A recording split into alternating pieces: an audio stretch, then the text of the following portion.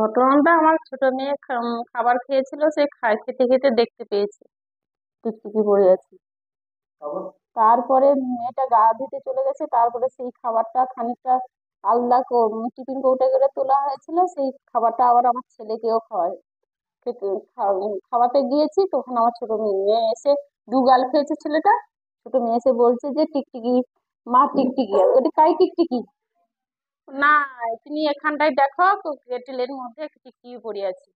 তারপরে আমার ছেলেকে যে খাওয়াচ্ছিল, ছেলেকে খাওয়াতে খাওয়াতে বন্ধ করে দিয়ে পাশের বাড়ি ব্যাগুলোকে জানিয়েছি। তারপরে দিদিমণিকে ফোন করে জানিয়েছি, দিদিমণি এসে সবাই, দিদিমণি পাড়া প্রতিবেশী সবাই এসে সেই টিকটিকিও দেখে। আতঙ্ক রয়েছে, সব সব বাচ্চা মা আরো সবাই এসে বলছে যে আমাদের খবর দিয়ে দেওয়া হয়নি, কেন আমি বাচ্চা ছেড়ে কোথায় যাবো খবর দিতে, বাড়িতে কেউ নেই, আমি একা বলতে সবাই এসে সেই টিকটিকি দেখে, আর রান্না বান্না হয়নি সারাদিন, এই দুপুরে 1টার দিকে আলু সিদ্ধ ভাত বেটে রান্না করে খেয়েছি। এখন ছেলে কোনো সমস্যা নাই, দিদিমণি বারবার 3-4বার ফোন করছে কি অবস্থায় আছে ছেলে বা মেয়ে, কি অবস্থায় আছে, কিন্তু কেউ বলছে যে তারপর আমি বলছি যে কোনো অসুবিধা নেই, অসুবিধা হলে আমি ফোন করে জানি। হাসপাতালে কয়জন গেছে, হাসপাতালে গেছে কি না গেছে আমি জানিনি, তবে শুনেছি যে গেছে বলে। তবে ভয়ে আতঙ্কে হয়তো গেছে, বা কোনো কিছু সমস্যা হয়েছে, এবার ভয়ে আতঙ্কে গেছে, বলতে পারবো না। সেন্টারের সমস্যা, এই রান্নাঘরের অবস্থা প্রচুর খারাপ, কারেন্ট নেই, কিছু নেই, আর এখানটা যে বাচ্চা পড়বে একটা ফ্যানও ব্যবস্থাও নেই, কিচ্ছু নেই। আর রান্নাঘরে রান্না যে হয় একেবারে অন্ধকার কুটিরের ভিতরে রান্না। বর্ষার সময় এখন প্রচুর রান্নাঘরে দেখি তো পুরা মশাগ্রস্ত হয়ে ব্যাগ, মাটি টাটি হয়ে ব্যাগ ভর্তি, উনানে জল টল ভর্তি। না না, এর আগে কোনো কিছু সমস্যা হয়নি। ঘটনাটা হয়েছে, আমি কালকে স্কুলে এসেছি, আমার সহায়িকা দিদিও কাল স্কুলে এসেছিল, এবং আমার শরীর অসুস্থ, ওই জন্য আমি ব্লাড দেওয়ার জন্য 8:30 নাগাদ স্কুল থেকে বেরিয়ে যাই।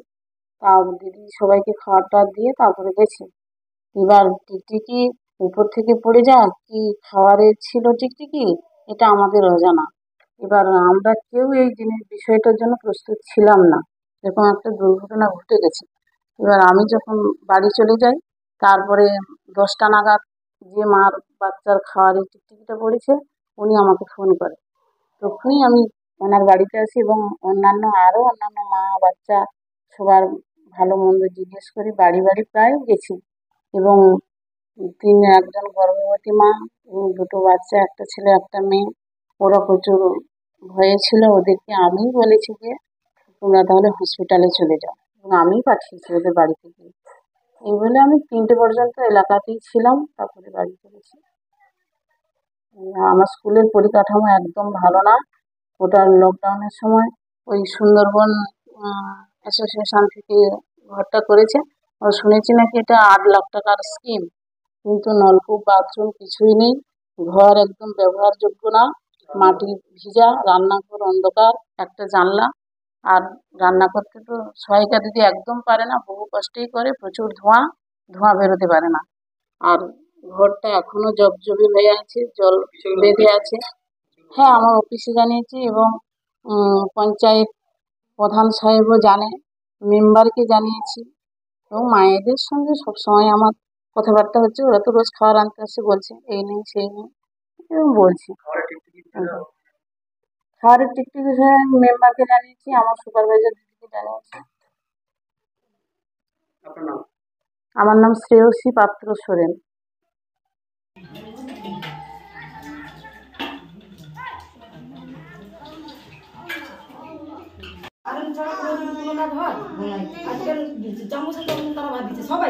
বলতে মানে খাবারটা আমরা দেখিনি, কি খাবার?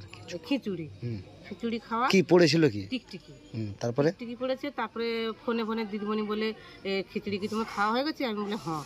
তখন বলে তো মানে এক কাজ করো আর খাও নি। আমি বলি খাওয়া তো হয়ে গেছে আর কী করবো, না তাহলে তুমি তো গর্ভবতী মা, তুমি তাহলে হসপিটালে ভর্তি করো। গর্ভবতী মা বলতে আপনার কে হয়? আমার বৌমা হয়। তারপরে? আমার বৌমা হয়, আমার নাতি হয় একটা হয়, তার কাকি ঝিয়ারি ফুটা খেয়েছি। খাওয়ার পরে ভর্তি করতে বলতে আমরা নিয়ে চলে এসেছি। কতটা আতঙ্ক রয়েছে? আমরা আতঙ্কে চলেছি। আপনি কতটা আতঙ্কে রয়েছেন? হ্যাঁ, তখন আতঙ্ক যে আমার তো মার কোনো হওয়া না, বাচ্চাটা বেঁটে আছে না, তার যদি কিছু হয় এই জন্য ভয়ে আমার আতঙ্কে নিয়ে চলে এসেছি। এখন কিরকম রয়েছে? ভালো আছে, এখন কিছু সমস্যা হয়নি। আমার দিদিমণিও কোনো ইয়ে না, দিদিমণি অনেক আমাকে সাহায্য করেছে। আপনার নাম? আমার নাম শঙ্করী মণ্ডল।